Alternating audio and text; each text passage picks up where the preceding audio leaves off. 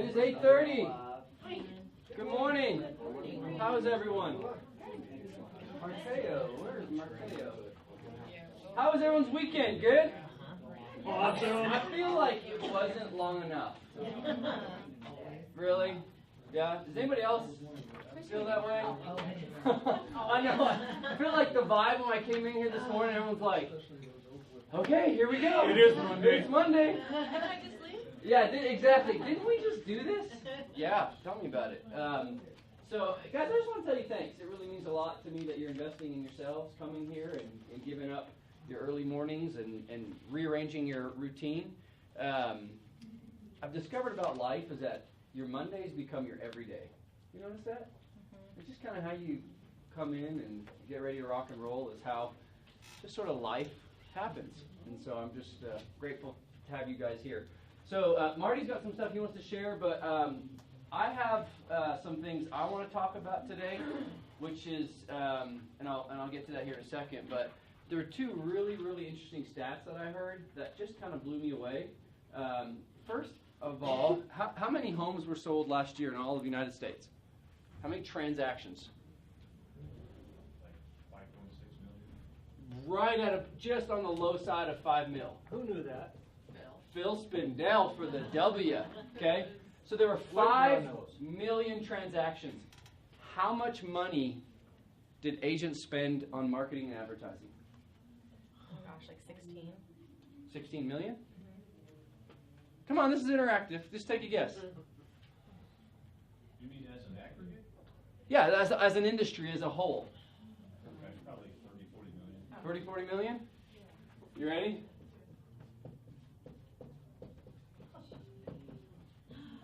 What? $14 billion. Wow. Serious as a heart attack. 14 billion. Okay, so this is where this kind of gets fuzzy. You know how like politicians love to do math with billions and millions and trillions? It doesn't really mean anything, right? So let me put this into context. If I had $1 million and I spent $1 every minute, how long would it take me to spend $1 million? 12 days. 12 days? Minutes. 30 days 30 days. to spend $1 million. If I had $1 billion, how long would it take me? 6 years. 33 years. Wow. That's too good. Just put that into perspective and context, right?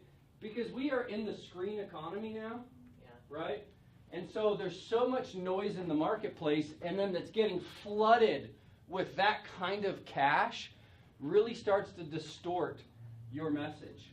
So I want to encourage you guys, don't be that agent. Here's why. People do business with people they like, they trust, and they know. It doesn't change. The ones that are actually doing the 5 million transactions, they're only 18% of the agents that are out there.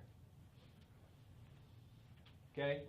There's 350,000 agents that didn't do a single transaction last year. So truthfully, in this shift that we're happening, I'd love to see the agent count go down to about 450,000. That'd be awesome for you guys, right? Kind of get the glut out. So anyways, just some interesting little tidbits to start our day. So Marty, man, if you want to jump in. Yeah, sorry. Before no, you're good. I'm a little late because upstairs my coffee creamer was on its side, and evidently over the weekend it decided to leak and drip all down inside the little refrigerator. Oh no. Yeah, that was awesome. So you got a wet cleanup to take care of. We've got a little cleanup to do. Yeah. I'm doing the same thing. And I can't survive without a tiny bit of coffee in the morning. Anybody else? Everybody else need their coffee every morning? A few of you much more adamantly than others. Awesome. So guys, I just want to start off with this article that I set out here for you. I found this very interesting. Some of you are a little bit further along in your economic literacy than others. Some of you are brand new to this business. Some of you own other businesses. Some of you have sold several businesses. And some of you are like right out of high school, it seems like, which is crazy. You were not. You're right out of high school. Yeah. Yeah, right. That would be nice. Mentally, is anybody else who's, wise? Did anybody else get kind of stuck at age 27 to 33? Like, that's where I believe I am. Jim. Hey, I resemble that remark. That's where my mind thinks I am, but my knees tell me differently. So what I wanted to do is kind of go back to the basics for those of you who are kind of new, and then those of us who are have been in the business a long time. Maybe we've gotten a little bit lazy on some of these things, or just need a refresher, reminder. Gay Ribble did an excellent job on Facebook this morning, just saying, hey, there's a shift in the marketplace. Just a few weeks ago, there were only 30 active homes on the market, and now there are 107, something like that, in our data. Yeah, and now showings have slowed down a tiny bit. In Aurora, we had this cute little townhome listing thing, and over the weekend we had 37 showings, but only, 6 offers? 6 or 7 that we're going to get? And I say only in 3 days, right? That's ridiculous. But seriously, even the difference between that and probably last summer, we probably would have had double that. So anyway, what I wanted to show you guys, the main things to look at, I would say the biggest point I want to make here this morning before we hand it over to Lee is if you flip to the second page at the very bottom, it says, market smarts have become an important marketing strategy. And I want to talk about that with you for just a second. I think that people in today's society, thanks to our pocket computers that are more computing power than they had to put a man on the moon, you actually have more computing power here than they did at NASA at the time. I think people are smarter. I think people read more, read quickly, expect you to be smarter, expect you to be the economist of choice. I think that they kind of expect you to know the housing real estate market, not just know what's kind of the neat shops nearby or what have you. I think there's some expectation now that you are a bit of an economist. Now, do we all have 8 hours a day to sit around and read beautiful real estate magazines and articles and everything else and do all that? No, but there are a few key statistics that I think you ought to know, or at least that you should find a few key that you know and that you like and that you follow each day or each week, so that when you meet with buyers and sellers, and even when you're in Starbucks and somebody sees your realtor pin or whatever, and they ask you, well, what's going on in the market? You don't just say what the 9 News guy says. Oh, the real estate market's hot. Yeah, guess what? 9 News is typically 6 to 9 months behind the real estate market.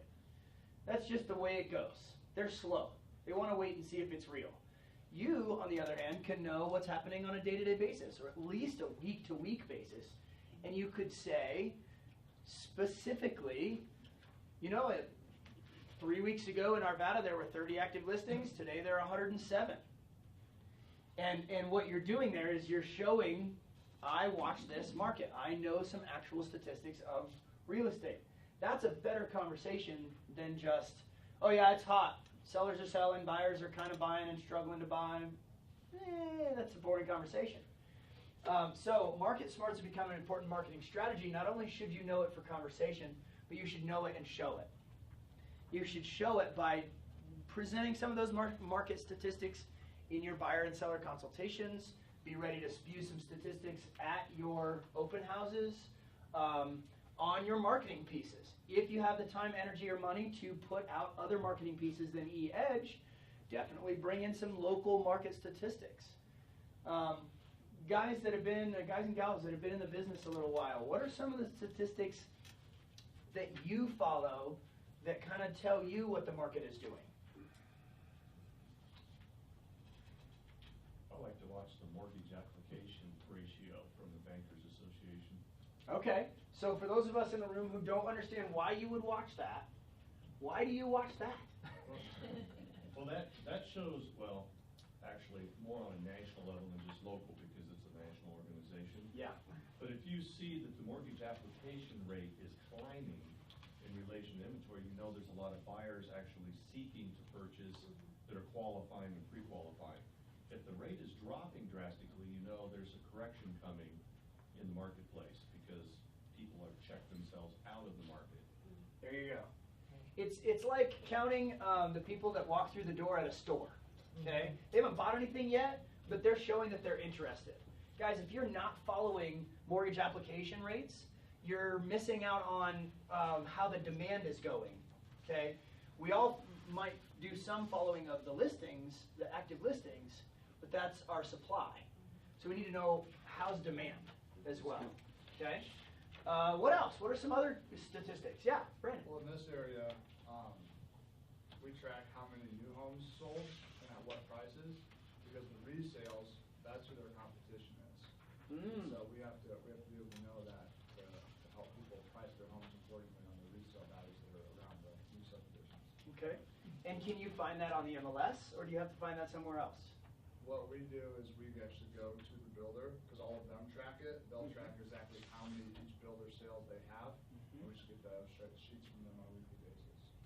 Really? Okay, good. See, guys, it's not always all of it is found in the MLS. Sometimes you gotta go and find some information. Okay. What else? What are some other basics? Yeah. I always track the month supply statistic. Month supply. It's really easy to talk to people about that because they ask, how's the market, da-da-da-da-da, and you can tell them it's seller's market, but you can have a statistic that actually backs it up and be like, okay, well, a balanced market would be this. Good. This is where we're at. We're at less than a third of the inventory of a balanced market right now. Yeah, that's a little bit lesser known statistic, Yeah. right? And so that shows you as a little bit more of an expert. Good. Anything else? What else do you guys follow? Yeah. I track the expireds on a daily basis because that really shows that even if, whether it's a hot or, sellers or buyers market, it really shows what's going on. That homes is just because they've gone on the market doesn't mean that they necessarily sell. So, and that number, will track higher, even in a really hot seller's market, that number will track higher. Interesting. Good, good. Any economical statistics you guys follow, maybe nationally or in the state that aren't directly, that aren't in real estate, but they affect real estate? Again, what's that? I look at the GDP. The GDP. Good. Yeah. Anything else? Well, you can follow National Home Builders. They actually have an index of their assumed need. It's their feel-good measure, you might say. Interesting. But the caution, though, about watching some of those economic reports is they tend to sell their book. So Yeah. what you need to do is compare that to Or the whatever actual else they're stuff in selling. the Treasury. Yeah, yeah. All right, guys, something you might want to know is that let's see, today's buyers are very aware that a single wrong decision or factors beyond their control can cost them dearly. Guys, even though we're a few years past the crash, we're not far enough away from it that people have forgotten it, okay? And so you guys are well aware of that. And I think that's one reason why 90% of today's buyers think it's imperative to have an agent with the knowledge of the real estate market. So 90% of buyers are still saying, yes, I need an agent with an understanding of the marketplace. So just get fluent in the terminology, guys. Follow your MLS, know what homes are for sale and what the demand is. The demand is driven, I found this a little bit interesting on page 3. A couple of things that you guys might want to be aware of for your business growth strategies here is demand is driven by changes in the local household population. So it kind of lists, gosh, I'm down under the basics, how real estate markets work. If you go a couple of paragraphs under that, you see homes for sale, the inventories are the supply and the demand. So demand, I found was interesting. There's a couple of key factors in there that I hadn't really thought of. Demand is driven by changes in local household population. So watch for population, which is why Denver Post has recently been talking about the boom of Denver's population. Also, demand is driven by local income and employment levels. Right? How many of you guys are seeing help wanted signs on every other street corner? Okay? I've got an uncle who says he can't find a job, and I asked him if he's blind. So employment levels, income levels. That's actually one of our concerns here in Denver. I don't know if you've been, some of you guys who I know are serious market trackers. One of my concerns here in Denver is actually that the affordability is, I fear, is going to eventually outpace wages. Wage increases are not going up nearly as fast as the housing market is.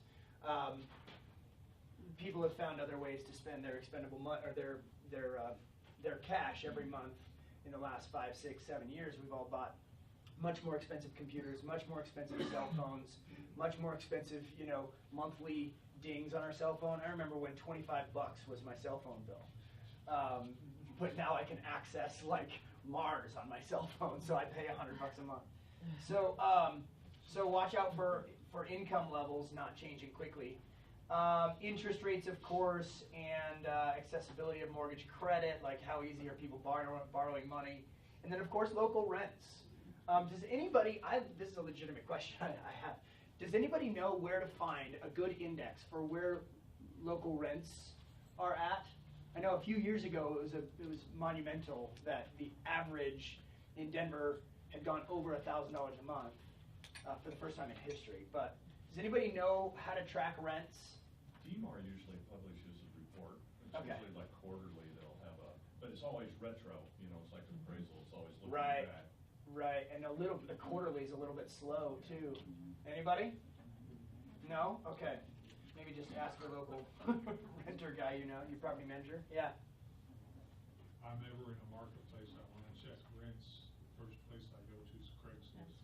Yeah. Yeah, that's a good point. And then the other one is I go to move.com. Yep.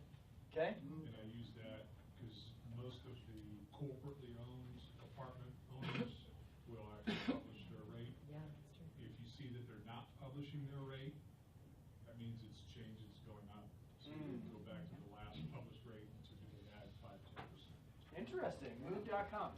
If you want to see two obscure little things to tell you where people are coming and going, you can go to, there's a National Association of Home Furniture Movers, basically. Okay. And they publish statistics as where those big trucks are hauling furniture back and forth to different home sites. And U-Haul tracks where rental trailers are coming and going. Oh, interesting. So you can watch that map and see where everybody's moving to. Okay, the last couple Apparently of it's here. paragraphs. Apparently, Yeah, you all can use arrows that, find to out where Denver. they're coming from and get yourself a referral. There you go. Build your referral network. There you go. Yeah, if you don't have a good agent in Texas, I mean, come on. All right, supply. I want to talk about just these last couple of paragraphs on that page, same page. Supply is created by move-up buyers who also contribute to the demand by buying a new home. Supply is also contributed to by new home construction. We just talked about that. So they bring supply to the marketplace, right? They create it, literally. Supply is contributed to by new home construction, seniors, and other owners who sell to become renters. Owners who relocate to another market, as well as deaths. That sentence, you ought to be looking at that and mining your database for those people. Those are people who need to sell, but aren't going to buy again. They're just going to sell and move on with life, right? Become renters or what have you. Also, sellers sell for many reasons, and most of them do not have to do with higher prices. Lots of people are probably asking you every now and then, hey, what's my house worth? I might want to sell if I can get a certain price. Usually, 9 times out of 10, there's a reason behind why they're asking you that. And it's usually not, I just want to sell because I can sell my house for high. That's the question they'll ask, and that's the pretend story they'll tell you.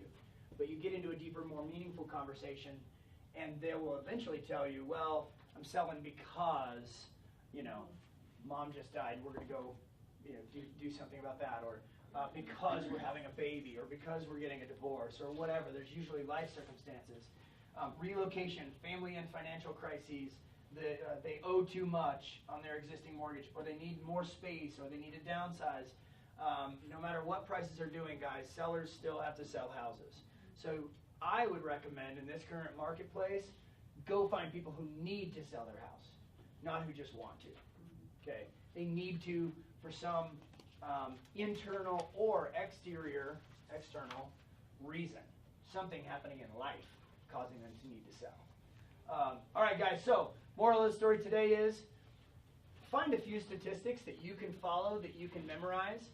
Stick it on a note card for a while until you've got it, and then make sure to continue to stay up to date with those, and that will be part of your marketing strategy, is to be the local expert.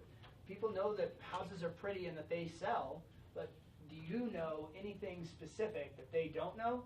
Because if you do, then that makes you a little bit more of an expert than they think they are because they have Zillow in their pocket.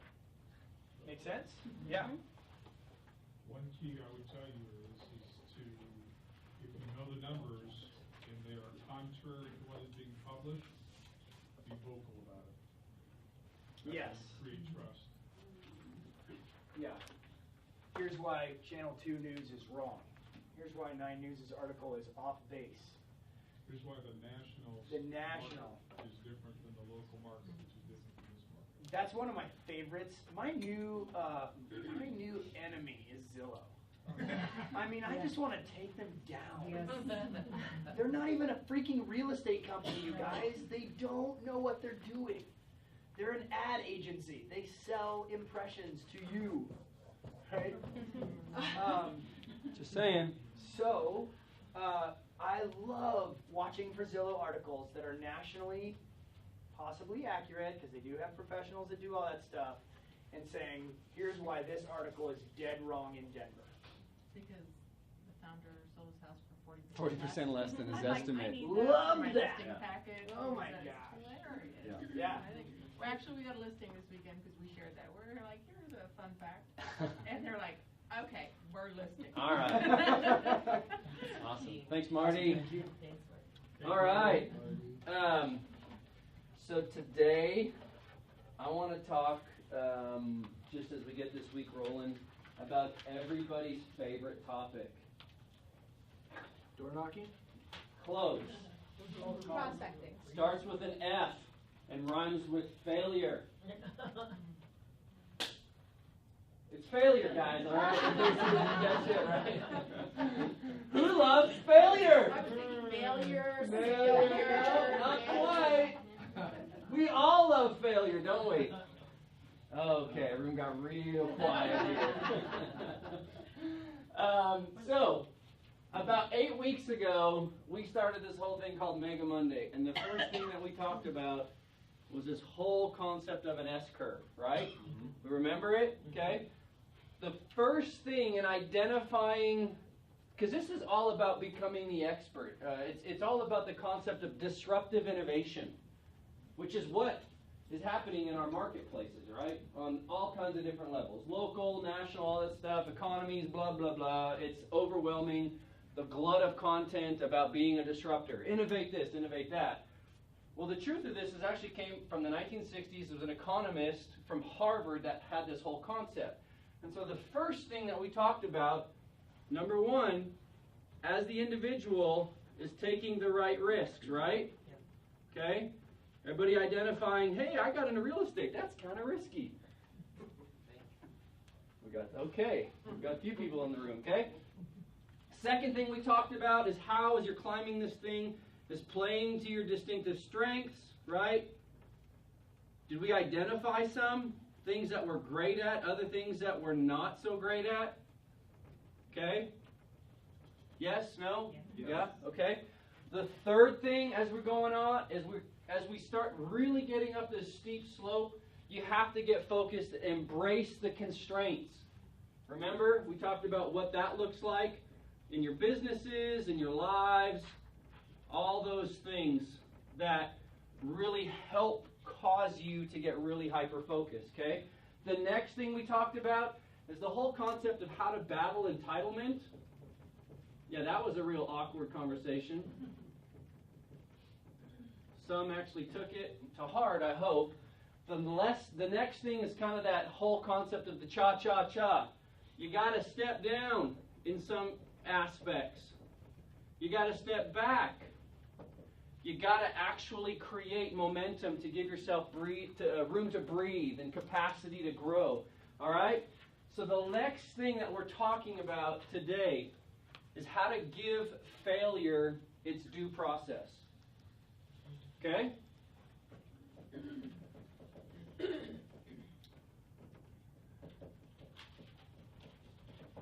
Here's what I notice. can I just tell you, this is what most people think this looks like, especially when they get into this business. We start up here. I'm so excited to be in real estate. This is so great. I just passed my test. All right, I'm making $1 million. So all of a sudden, time. Remember, because this is the whole factor, this whole idea. Time is the constant. And then what happens is as confidence. Remember we talked about the idea of confidence rising. So does your competency at this level. This means, hey, you've arrived and you're ready to jump onto a new curve, or you become irrelevant and you drop off. Okay? This is what I notice. But he starts up here. Oh, you mean this is hard? Oh, you mean I actually have to work? Oh, this is not quite as fun as I thought it would be. And then we're out. So it's at this apex right here where failure hits. Anybody experience any failure in the room? Come on. All right. Okay. Talking to the right people.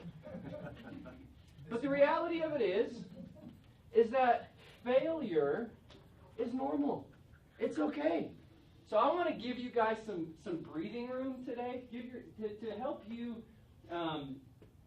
you learn how to give yourself what you need to breathe so that you can continue to grow. Because if we get too focused on the whole growth pattern, blowing things up, big things, and we don't actually give ourselves what we need to breathe, then we become manic producers and we lose the things that we hold dear in the process. Like families, relationships, important stuff that really trumps all of this, right? Okay? Is that okay? Can we talk about this today? Is this good? All right. So, here's what happens. When you dare to start something new and it flatlines, or you get tossed off the curve altogether, how do you respond? What's your go-to immediate reaction? You quit? Okay? I call late. Yeah, my phone does ring a lot. Yeah, sure. What else? How do you handle it? Dig in. You dig in? Okay. Some people bite more grit. Adam, what do you do? Understand that the reason why we have failures is so that we can pick ourselves up and learn from it. Okay. Get a step higher than we Sure. were before. Sure. Yeah, absolutely. I usually mope for like a day. Mope? And Okay, then I'm like, good. all right, let's go. Sure. Okay, good. Pick up your bootstraps. Yeah. Blame somebody else. Blame somebody. Ooh, that's a good one. Yeah. Anybody else do that in the room? Okay, I'm glad I'm not the only one. Nance? Well, after I'm done moping for a day, I usually go back and try to look at how I got here. Is there Okay. anything I need to change, or do I just need to keep pushing through with what I'm doing? Okay. It's good. Awesome. So here's the deal. Henry Ford, a great disruptive innovator, he said, failure is only the opportunity more intelligently to begin again. I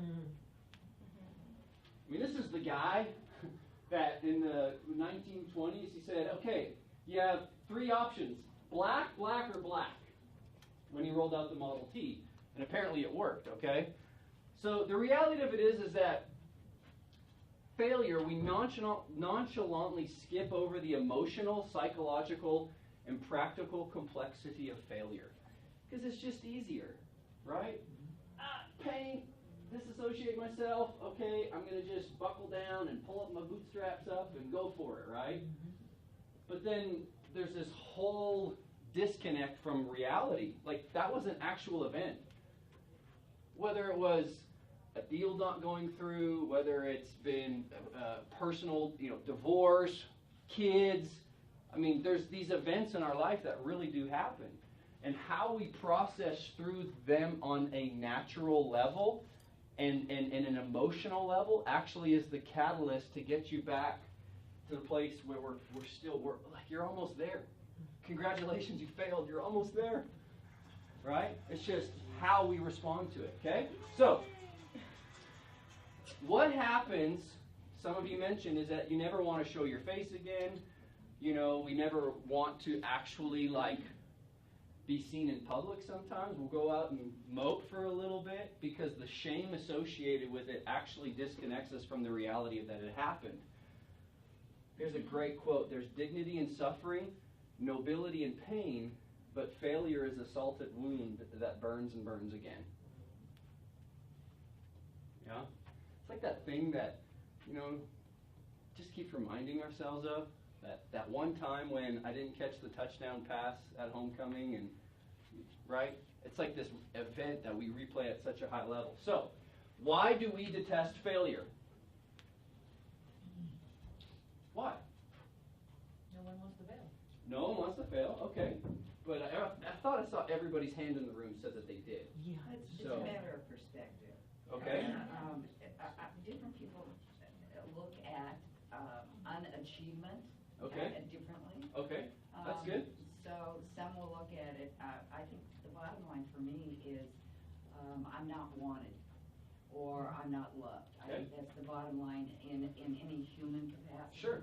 For not achieving your Yeah. own expectation, Okay. quote unquote, is something you make. It's Yes. your own expectation. So some people look at it as failure, some people look at it as an opportunity, some people mope for a day and come back and go, wait a minute, I need to look at this differently. Right. Yeah. So there's obvious reasons why we test it, but here's my other question: is when does it start? In our head. No, like when? When did you determine Oh, like from the time you're 2 years old. or 2 years whatever. old? Right? When does it start? When do we like, oh, I don't want to fail? Of course, everybody wants to be wanted. Yeah. Immediately? So, what were you I was saying? just gonna say, however, the more you fail, the more skills you get to pick yourself up and go. So the better your perspective gets. So the more times you fail, the easier it is to get over. So just keep failing. Okay. It's like that guy that, it was like, he did a TED Talk where for a year he tried to get a no every single day. Like, and it just prepared him to be able to kind of handle any objection Okay. and fail, so. So it was changing your mindset, you have to change that, I mean, because we all love to succeed, it feels Sure, great. feels great. But Absolutely. when you fail, it's depressing, Yeah. you know, you're like, You oh my don't learn gosh, I by got a winning. million Yeah. bills to pay. Sure, yeah. Isn't it seems like it's an effort to disconnect who I am from what I have done. Okay. So failure doesn't feel like I am now less. Okay.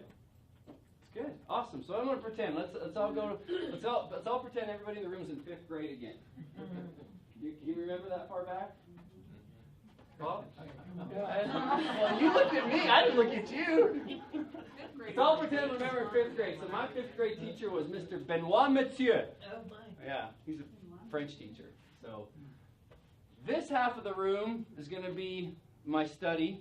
This half of the room is going to be the other half of the study, okay? So this actually did happen. I am going to tell this half of the room, wow, you must be really smart, okay?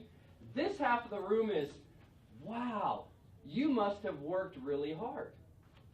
See the difference, okay?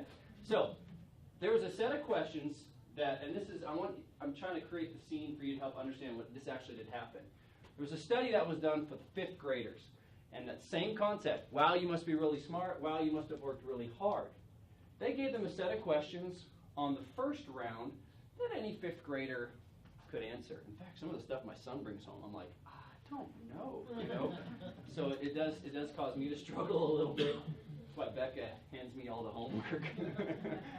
Anyway, so they all answered decently the first round, okay? So the second round, they gave them the second set of questions that were nearly impossible to answer, okay? So from the very, very get-go, there was no chance. But they still reiterated, wow, you must have been really smart. And then these guys, wow, you must have worked really hard. Now on the third set of questions, they gave the same level of questioning as the first time, that they should have naturally gotten the questions right, right? The ones that were reinforced around their intellectual aptitude ended up doing 25% worse on that round than these ones who, and they gave up sooner, they didn't even try, like they just went to that place immediately. Well, the ones that were reinforced with, wow, you must have worked really hard, they did just fine. And so here's the dichotomy that you guys live in. You don't even realize it, right? Like, I don't know if I'd let my kids hang out with some of the thoughts you have in your minds. Yeah. Right? And we're not in 5th grade anymore, right? Okay? So the reality of it is that everybody in this room are all smart kids. Okay? People with above average aptitudes often judge their abilities not only more harshly, but fundamentally different than others do, especially in Western cultures. So are you saying because they failed Yep. on that second test, all of a sudden now they just can't do anything? Here's why. Because your identity gets directly tied to your smartness and your cleverness at a young age. And what happens when you don't succeed, it's an immediate referendum on you. You know what the word referendum means? It's a funny word. See, I actually really discovered what that meant when I was growing up in Canada. We had an event where the entire province of Quebec, which would be like Texas wanting to secede from the Union. Imagine that. But like, they actually voted. In the late 80s, they voted. They said, we do not want to be a part of Canada. And they called it the Canadian referendum. It means a complete disassociation with everything that makes the whole unit whole. And imagine that. We do that to ourselves, right? Just natural. Like, you were programmed in 5th grade to do that. So, what does the effect on the neurochemical aspect happen? What does that look like? So here's what happens, okay? We have situations in our lives, right? And then we obviously have outcomes. Okay? So what happens is when we hate failure, we feel tenseness, okay? We feel a high level of stress, losing ground, shame, right? All these things, am I describing what you guys are feeling, okay? Loss of power, right? That's always a big one. Associations of being wrong. Anybody married in the room? Hey, Jason, Carrie, you guys are going to do so good. I can't wait for, man, I'm so excited for you guys. It's going to be great. So here's what happens. These are the situations of failure, right, when we attest to the feelings that would happen inside of us. And this is business too, right? Nobody wants to be seen wrong to another agent, right? Okay, we want to know what we're talking about. So the outcomes is actually your brain gets hijacked.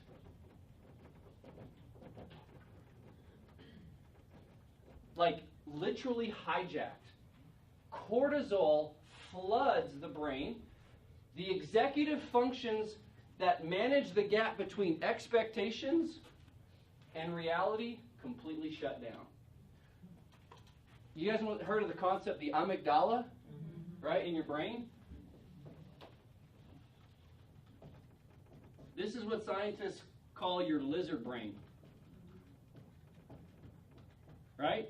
Fight or flight, baby. Anybody else have a 7th grader in the room?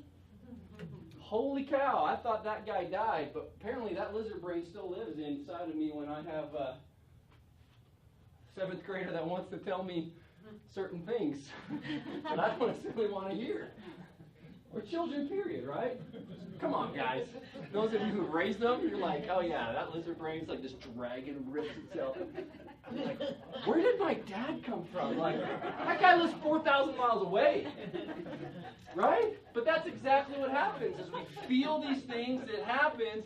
Your brain gets completely hijacked. And here's what happens.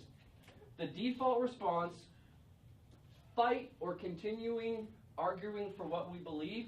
Why do we do that? Why? Because fighting feels better than failing.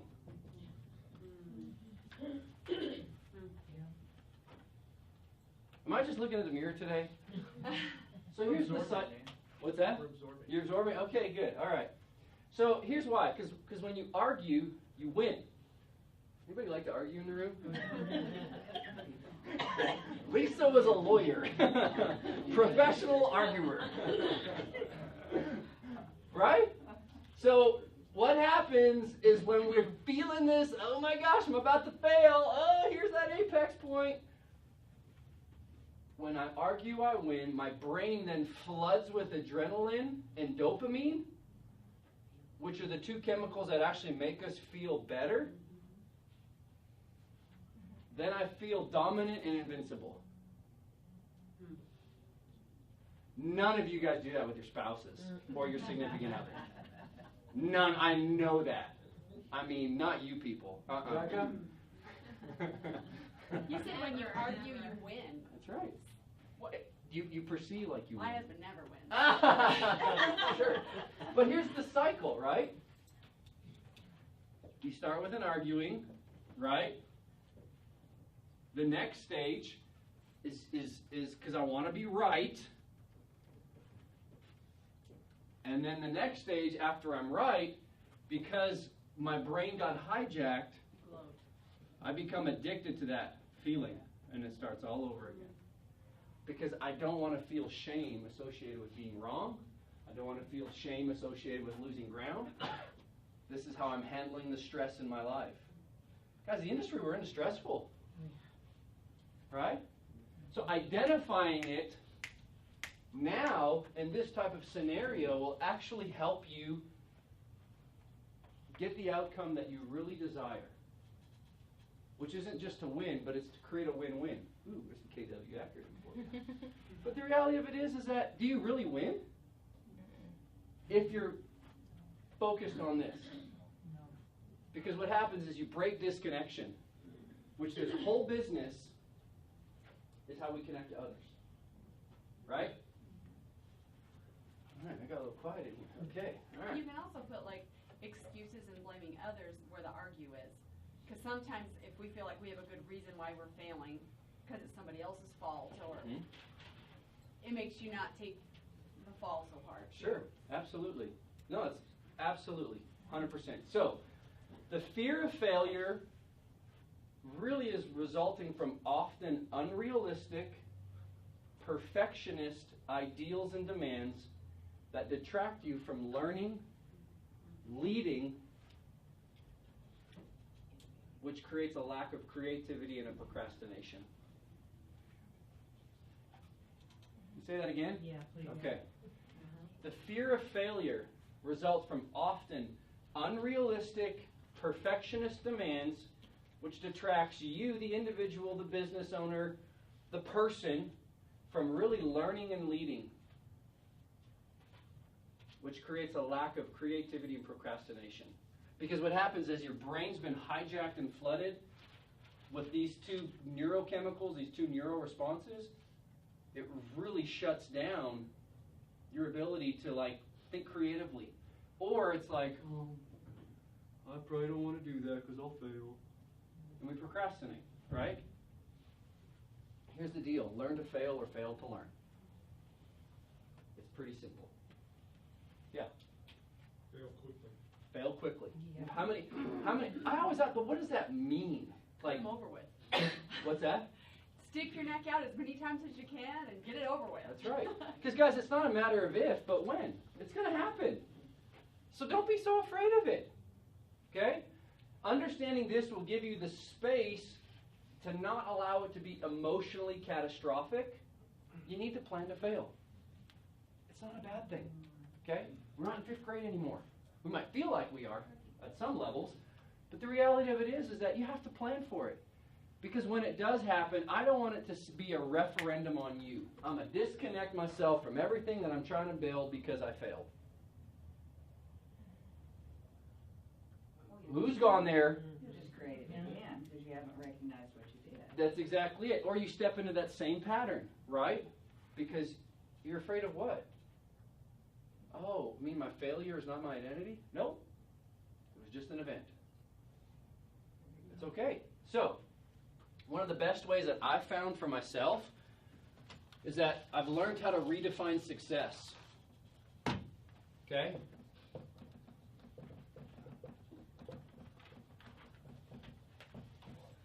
As I'm discovering this whole concept of redefining success, there's a couple big myths that I've believed, especially about my businesses. First of all is the myth of the great idea. I mean, you have to have a great idea to start a business, right? Okay, you can believe that. So the people that I love to study who are successful helps enable me to actually create a concept of a world that I really want to try to live in. So I want to look at a few different examples. Everybody heard Dave Packard, Bill Hewlett? Take your first name, Hewlett, HP, right? Okay, awesome. So Dave Packard and Bill Hewlett, a couple of opportunistic guys. You know that one of their first invention was a bowling line foul indicator. Okay, you think that's funny? It was the second one was a clock drive for a telescope. Their most famous one that really got no traction was a shock machine to help people lose weight. Completely useless. All three of those main products. Well, those two guys just got together like, man, I like you, you like me, let's do this. It wasn't until the 1940s when the war contracts started being issued that they finally took off. On the other spectrum, have you ever heard of TI, Texas Instruments? Mm-hmm. Guys, those were focused people. Their first product that they brought to market, their great idea, was basically a radar seismology machine that would allow oilmen to basically read the depths of their oil holdings. Who's relevant in today's marketplace now? TI or HP? Anybody know? Not so much. The guys that started with a barely half-brain concocted idea are the ones that are actually killing it. Same thing. Ever heard of Sony? You know what Sony's first product was? You take a guess? Noodles. You're not too far off. It was sweetened bean paste soup. Sony. Sweetened bean paste soup. Okay? They had a miniature golf equipment, and their big product that they rolled out outside of the bean paste soup was a simple rice cooker and a tape recorder, and they both failed miserably. On the other spectrum, Kenwood. Anybody heard of Kenwood? Yeah? Okay. Pioneered audio technology, very specific categories, specialists. Who's more relevant? Absolutely.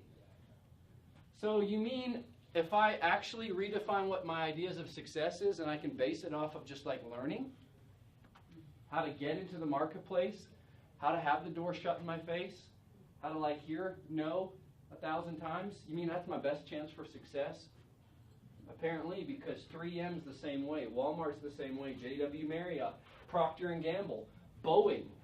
Do you know how bad Boeing failed from the very get-go?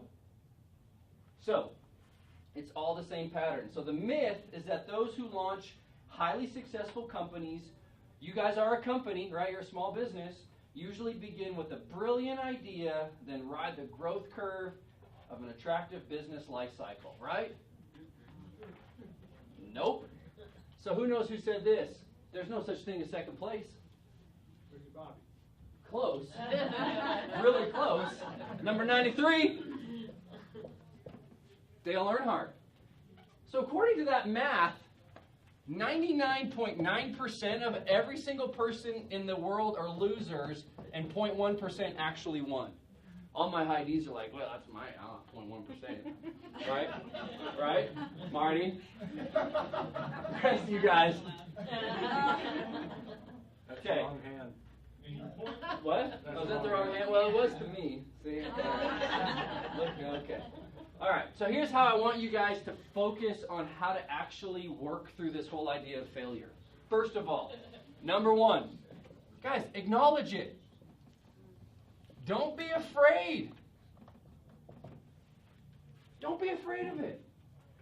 Be self-aware enough to know that you can't acknowledge it. Yeah, bud. So I think I'm afraid of acknowledging failure / I'm afraid of failure because I'm afraid of change. Okay. Because if I truly accept that I've failed in this way or in starting this business or whatever, then I might have to completely, adjust. I mean, how does a Sony go from selling soup to selling, handy cams in the early 2000s? So you just got to keep adapting, but that's scary. That's the fear. It's like, do I have to change from a 3.2 listing commission model, right? Or do I want to just stick it out and always stay the same? So there's some big fears in there if you accept the failure. Sure. Yeah. Guys, it's America. It's capitalism. It's how to stay relevant in the market. You're What's your absolutely other right. choice? What's that? What's your other choice? Your other choice? If you don't accept failure and keep moving forward, Then you become irrelevant. yeah, and you just. You become a temp worker. There's some money. Yeah, I mean, here's the deal, guys. We can all go get jobs. That's the other choice. Well, Allison, that doesn't sound so great, does it? I'm a human resource problem. What's that? You're a human resource problem. I can see you being a nightmare for that HR manager. I gotta stay here. Yeah.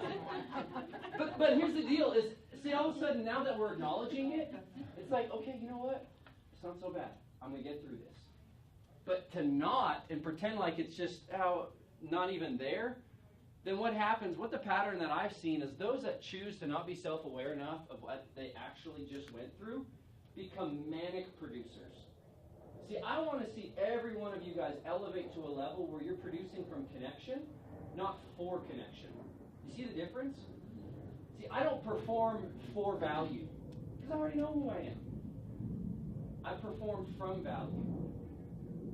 I create value. I create content. I create things and ideas that people can attach to, that they can say, you know what?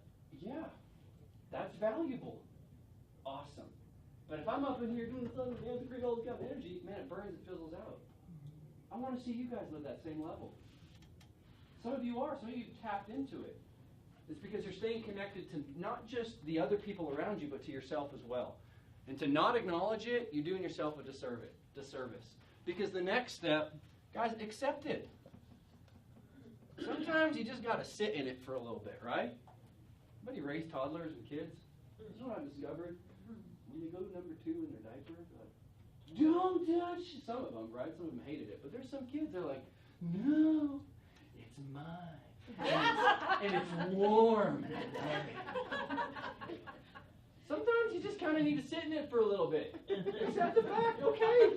You know, you screwed up. It's all right. That's a good visual, right? Because what happens when you can get past that? You can then take inspired action. I am going to need you to sit in it outside, though, okay? Yeah. Because it stinks. Yeah.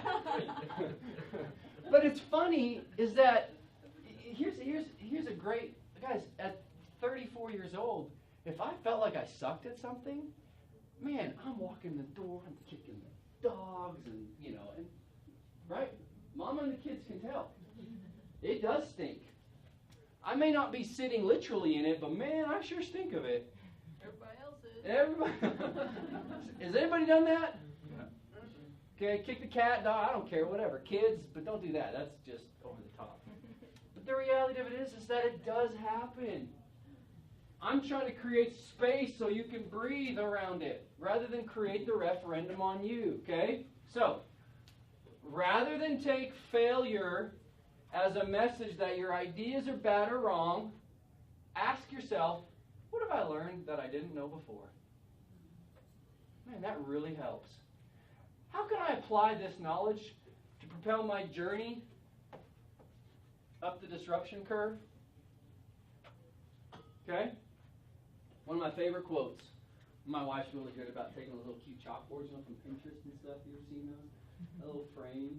She writes like little inspirational messages. The last month was Bethany Hamilton, the girl who got her arm eaten by the shark. It was, I didn't come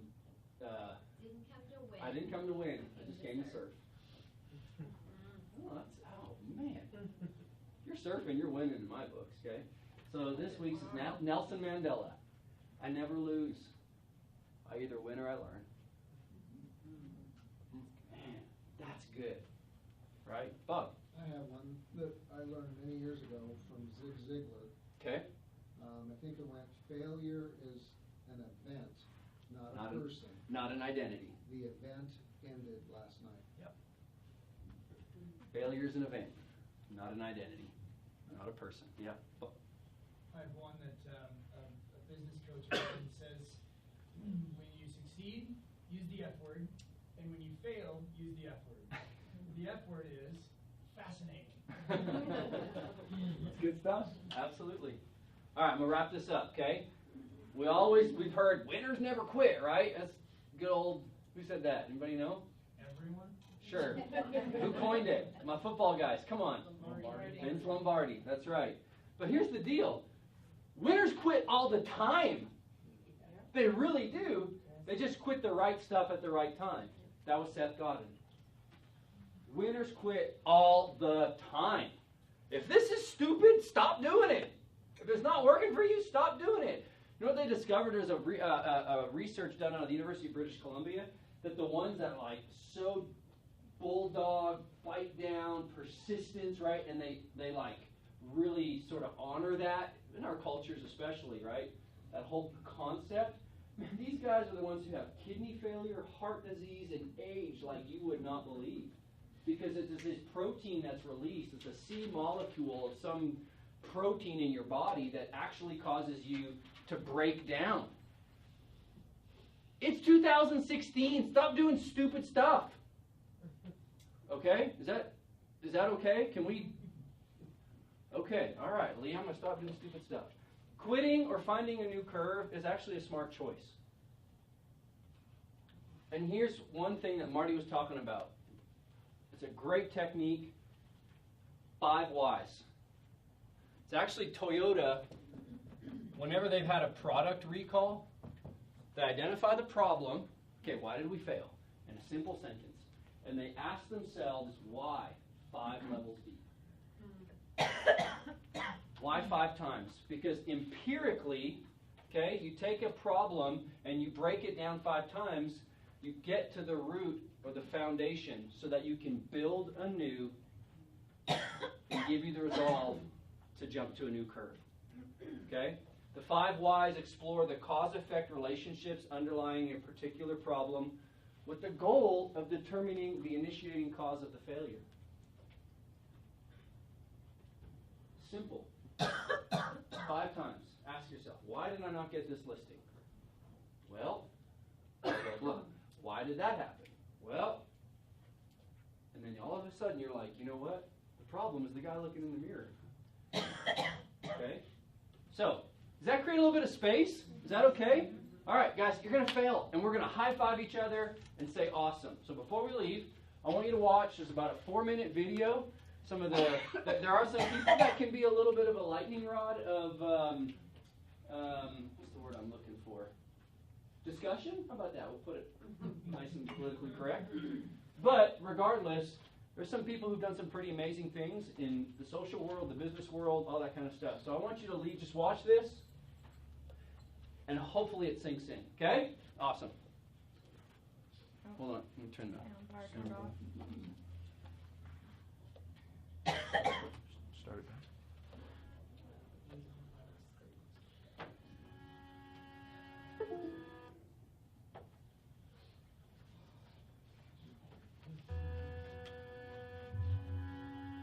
When you had that 3rd failure in a row, did you think, I need to pack this? Sorry. We'll get there. We failed.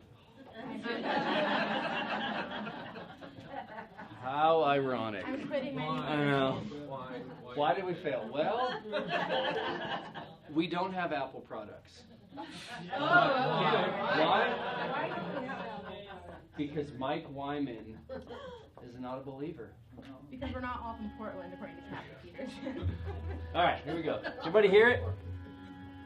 When you had that 3rd failure in a row, did you think, I need to pack this in? Never. Why not? I don't ever give up. I mean, I'd have to be dead or completely incapacitated. People say you have to have a lot of passion for what you're doing, and it's totally true. And the reason is because it's so hard that if you don't, any rational person would give up. It's really hard, and you have to do it over a sustained period of time. So if you don't love it, if you're not having fun doing it, you don't really love it, you're going to give up. If you think you're going to be a lot happier if you've got 2X instead of X, you're probably making a mistake. I mean, you ought to find something you like that works with that. And you'll get in trouble if you think that making 10x or 20x is the answer to everything in life, because then you will do things like borrow money when you shouldn't, or maybe cut corners on things that your employer wants you to cut corners on. Or it just doesn't make any sense. You won't like it when you look back on it. If you're going to start a company, it takes so much energy that it better overcome your feeling of risk. You're going to run across a lot of rejection. I say this time in and time out. Be prepared for the rejection, no matter how bad it is. Don't let it overcome you or influence you. Keep on going towards what you want to do no matter what. No matter whether your bills are paid, not paid, someone says no 1,000 times. Again, go back to be as enthusiastic on door number 100 as you were on door number 1. You know, I had to convince myself that I'm going to make it.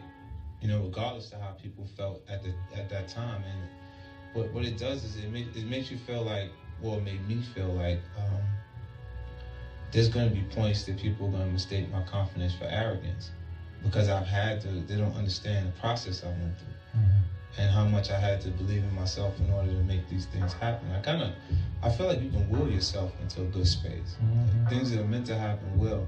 And if you believe in yourself enough, you can help yourself learn.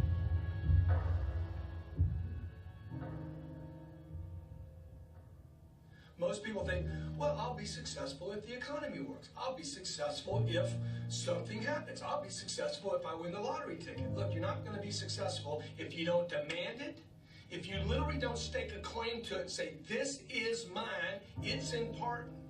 You're not going to have it, I promise you. I know. I'm telling you from experience. I spent the first 25 years of my life like a spectator, watching other people get successful and then wondering why I wasn't. Success is your duty. It is your obligation and your responsibility. Never, ever give up. You can change and you can move around, but never, ever give up. I know people that are very smart. They went to the Wharton School of Finance with me. I know other people that aren't as smart, and those people are the top people in industry today, and the top, they just were tougher. They didn't give up. And the smart ones had everything on their plate. They'd always come in with the A+ on the tests and the good boards and everything else. But when they ran into problems, they didn't know how to solve the problems like the guys that weren't as good. And it's very seldom that you see something other than this happen. So never, ever give up. I feel so strongly that the reason I'm here is I dreamed big dreams. I dreamed the kind of dreams that other people said would not be possible. I'm also living through, this isn't a Hollywood movie, I come literally from the other side of the tracks. If you saw where I grew up, and you took a picture of it, the neighborhood, the setting, you say it's impossible that someone can come from there and get here. But it is possible. I think being a business owner is the hardest thing to do in this country. You take your money, hopefully not your mother's money, but you take your money and you invest in an idea, which is essentially investing in yourself. But if you do it solely to make money, you're going to lose. And you really have to do it. And I know that a lot of people out there get up every morning and they hustle, and they're driving in the car right now, and they're on their way to a job that they may not love. Yeah.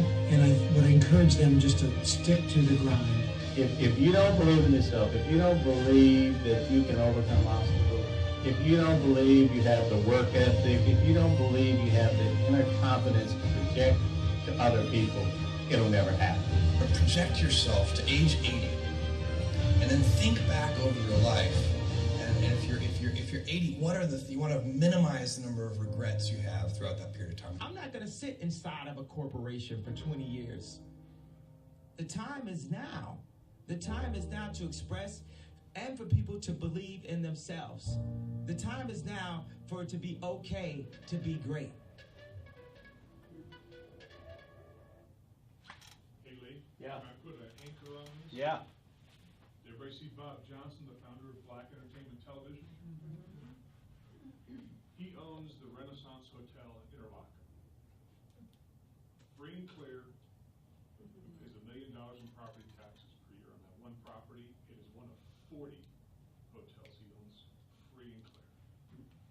So when you drive by in Interlochen, that's him. guys, go out and fail. Fail big. Have an awesome week. Thank you.